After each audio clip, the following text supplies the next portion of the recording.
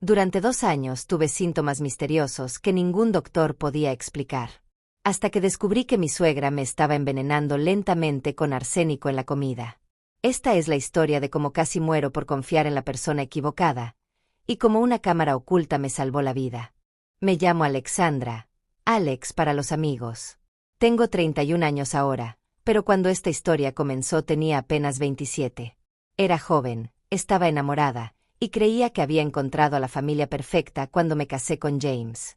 ¡Qué equivocada estaba! James y yo nos conocimos en el trabajo. Ambos éramos ingenieros en una empresa de tecnología en Seattle.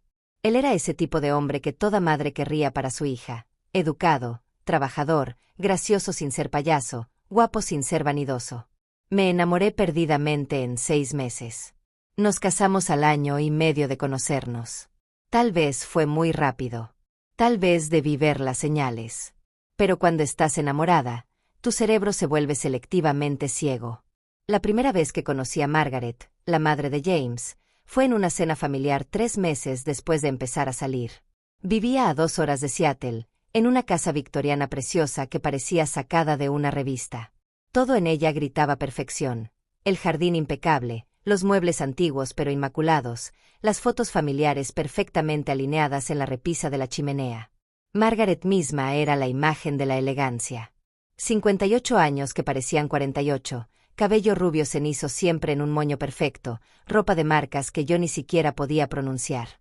Era enfermera retirada, se había jubilado temprano después de que su esposo, el padre de James, muriera y le dejara un seguro de vida considerable. «Así que tú eres Alexandra», me dijo cuando me vio, mirándome de arriba a abajo como evaluando ganado. «James me ha hablado mucho de ti».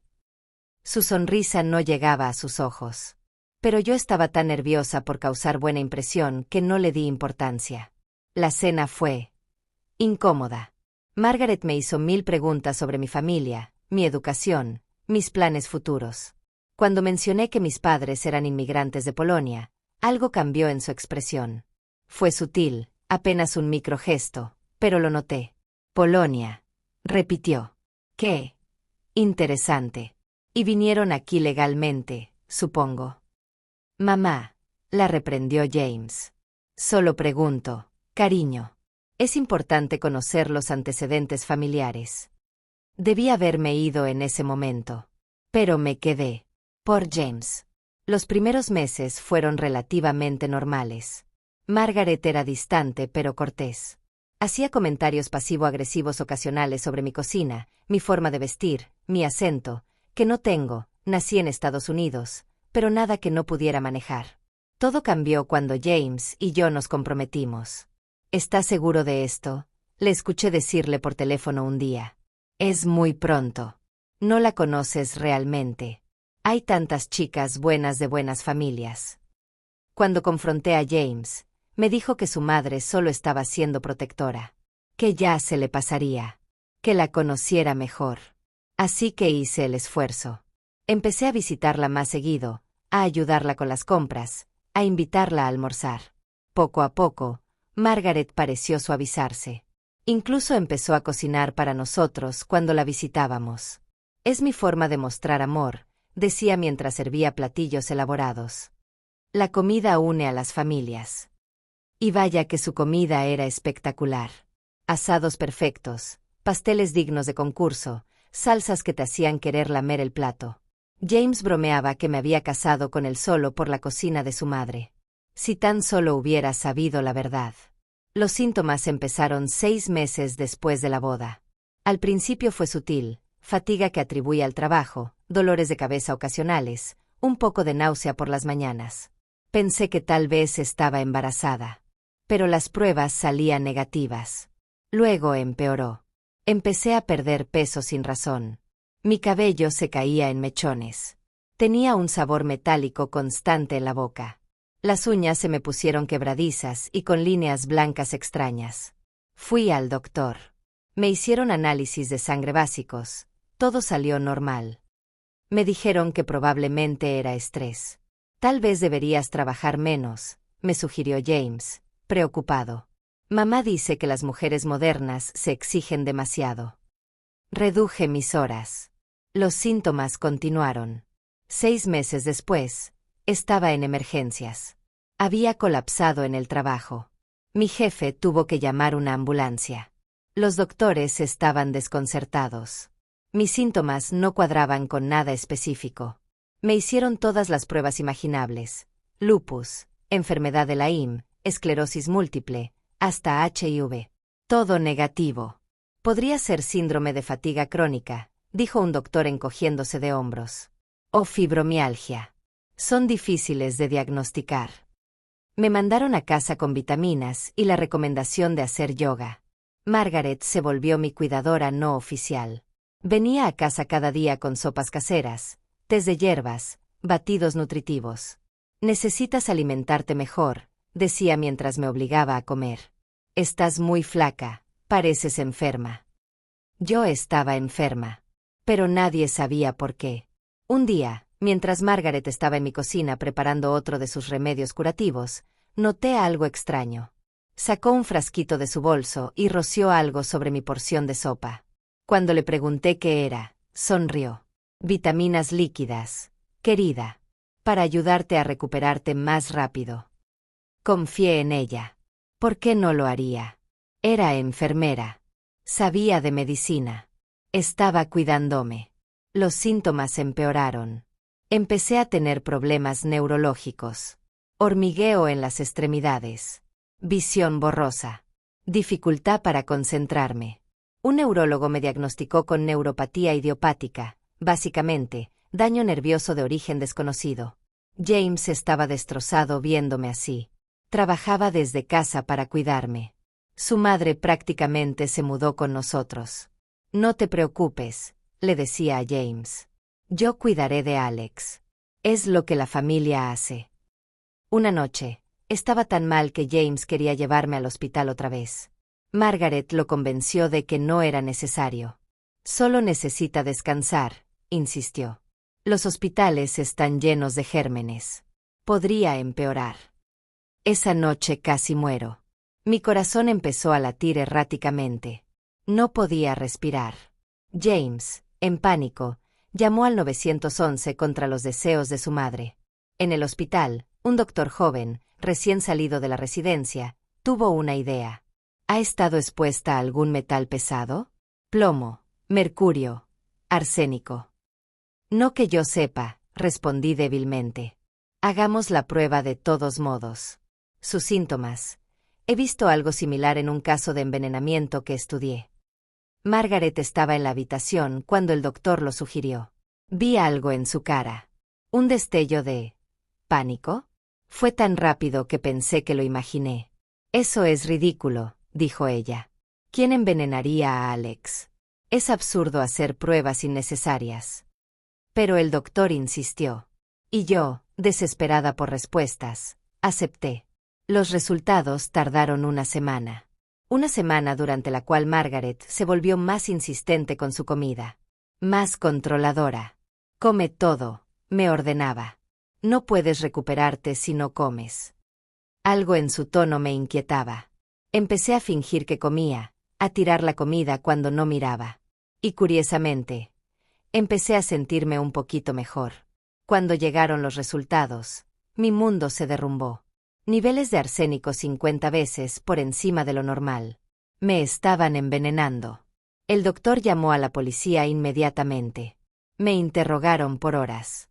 ¿Quién tenía acceso a mi comida? ¿Tenía enemigos? ¿Alguien se beneficiaría de mi muerte? No podía pensar con claridad. ¿Quién querría matarme? Era una ingeniera normal, sin enemigos, sin grandes fortunas que heredar. James estaba furioso, aterrado, confundido. ¿Quién te haría esto? ¿Quién? Y entonces, como un rayo, recordé el frasquito. Las vitaminas, susurré. ¿Qué vitaminas? Les conté sobre las vitaminas líquidas de Margaret. James se puso pálido. No, no puede ser. Mi madre no.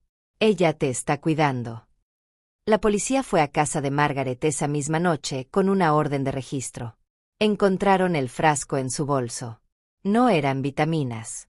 Era una solución de arsénico que había estado robando del viejo almacén del hospital donde trabajó, que inexplicablemente todavía tenía acceso. Pero eso no era todo lo que encontraron. En su computadora había búsquedas. Cientos de búsquedas. ¿Cuánto arsénico para matar adulto? Síntomas: envenenamiento arsénico. Muerte lenta por envenenamiento. Heredará viudo si esposa muere sin testamento. Y lo más escalofriante, había un diario. Un diario donde Margaret documentaba mi deterioro con satisfacción clínica. Día 45. Está mostrando signos de neuropatía. Excelente progreso. Día 97. Pérdida de cabello notable. Estima 3 a 4 meses más necesarios. Día 156. Casi colapsa hoy. James cada vez más dependiente de mí. Todo va según el plan. El plan. Había un maldito plan. Resulta que Margaret nunca me aceptó. En su mente enferma, yo no era suficiente para su hijo. No era de la clase correcta. Mi familia inmigrante era una mancha en su árbol genealógico perfecto. Pero había más. Margaret tenía deudas. Muchas deudas. Su estilo de vida lujoso había consumido el seguro de vida de su esposo. Necesitaba dinero. Y si yo moría, James heredaría mi seguro de vida de $500,000. Y como el hijo devoto que era, seguramente ayudaría a su pobre madre viuda. 2 pájaros de un tiro: deshacerse de la nuera indeseable y resolver sus problemas financieros. La arrestaron esa noche. James tuvo que verla esposada, gritando que era un malentendido, que solo estaba tratando de ayudar, que yo estaba exagerando. James, hijo, no dejes que esa mujer te aleje de mí. Soy tu madre. La sangre es más espesa que el agua. James no respondió. Solo la miró como si fuera una extraña. El juicio fue un circo mediático. Enfermera retirada envenena a nuera durante 2 años. Los titulares se escribían solos. Margaret trató de alegar demencia, luego cambió a no culpable, luego trató de culparme a mí, diciendo que me había envenenado a mí misma para incriminarla. Su abogado argumentó que como enfermera, si hubiera querido matarme, lo habría hecho más eficientemente. Que el envenenamiento lento probaba que no había intención homicida. El fiscal destrozó ese argumento con su propio diario. Ella quería que fuera lento. Quería verme sufrir. Quería que James la necesitara más mientras yo me deterioraba. Fue sentenciada a 25 años por intento de asesinato. En la sentencia, me miró directamente y dijo: «Deberías agradecerme. Te hice más fuerte». La terapia para recuperarme del envenenamiento tomó 1 año. Quelación para remover el arsénico de mi sistema. Fisioterapia para el daño nervioso. Terapia psicológica para el trauma. James y yo intentamos salvar nuestro matrimonio. Fuimos a terapia de pareja. Él estaba destrozado por la culpa. ¿Cómo no se dio cuenta? ¿Cómo no protegió a su esposa de su propia madre? Pero algo se había roto entre nosotros. Cada vez que me cocinaba algo, yo entraba en pánico. Cada vez que mencionaba a su familia, yo me tensaba. Cada vez que tosía o me sentía cansada, él pensaba que estaba muriendo. Nos divorciamos 2 años después del juicio. No con odio, sino con tristeza. Margaret había logrado destruir nuestro matrimonio después de todo, solo que no de la forma que planeó. Me mudé a otro estado. Cambié de trabajo. Empecé de nuevo. Tardé mucho tiempo en volver a confiar en la comida que no preparara yo misma. Más tiempo aún en confiar en las personas. Pero hay un giro en esta historia que nunca he contado públicamente hasta ahora. Hace 6 meses, recibí una carta. Desde la prisión. De Margaret. No era una disculpa. Era una advertencia. Querida Alexandra, escribió con su letra perfecta de enfermera. Espero que estés bien. Yo estoy bien aquí. He hecho amigas. Amigas con familia afuera. Amigas que entienden lo que es proteger a los hijos de malas influencias. Solo quería que supieras que pienso en ti. Todos los días. Especialmente cuando como. ¿Tú piensas en mí cuando comes? Deberías. Siempre deberías. Con amor, Margaret. Se la llevé a la policía. Me dijeron que no era una amenaza directa, que no podían hacer nada. Contraté seguridad privada. Instalé cámaras en mi casa. Analizo mi comida regularmente. Sí, Compré un kit de detección de venenos. Mis amigos piensan que soy paranoica. Tal vez lo soy. Pero hace un mes, mi vecina encontró a un extraño en mi jardín. Cuando lo confrontó, dijo que estaba revisando el medidor de gas. La compañía de gas no tenía ninguna visita programada. El hombre desapareció antes de que llegara la policía. Pero las cámaras lo captaron. Era delgado, de unos 30 años, con un tatuaje distintivo en el cuello. Investigué. El tatuaje era de una pandilla de la prisión donde está Margaret. No tengo pruebas de que ella esté detrás de esto. Pero las coincidencias no existen cuando se trata de alguien que intentó matarte durante 2 años. Me estoy mudando otra vez.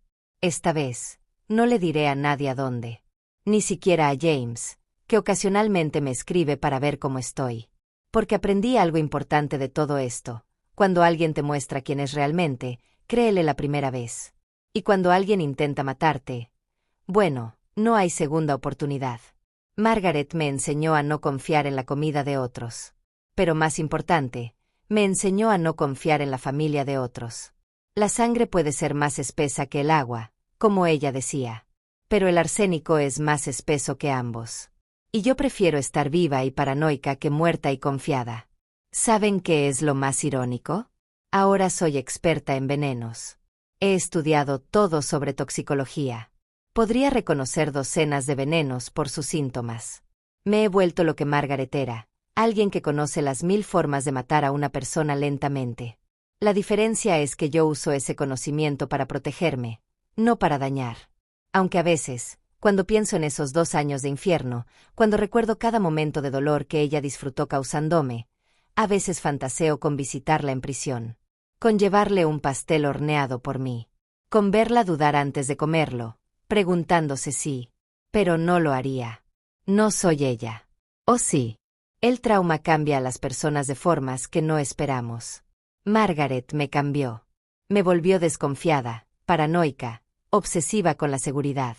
Me robó mi capacidad de relajarme en una cena familiar, de aceptar un café de un amigo, de confiar en que la comida es solo comida. Pero también me hizo más fuerte, más alerta, más viva. Sobreviví a un intento de asesinato de 2 años. Sobreviví a mi propia suegra tratando de matarme cucharada por cucharada. Sobreviví cuando 12 doctores no podían descubrir qué me pasaba.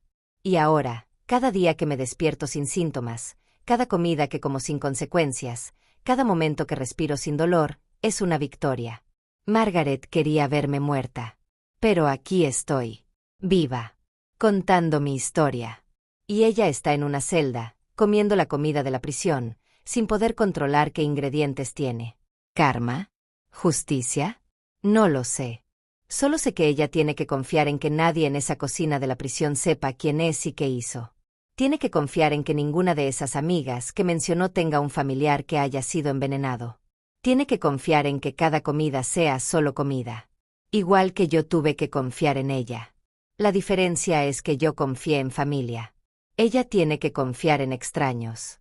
Y todos sabemos cómo terminó cuando yo confié. Dulces sueños. Margaret. Espero que disfrutes cada bocado tanto como yo disfruto mi libertad. Postdata. Si tu suegra insiste mucho en cocinarte, si tus síntomas misteriosos empeoran después de sus visitas, si encuentras frasquitos extraños en su bolso, no esperes 2 años como yo. Hazte la prueba de metales pesados.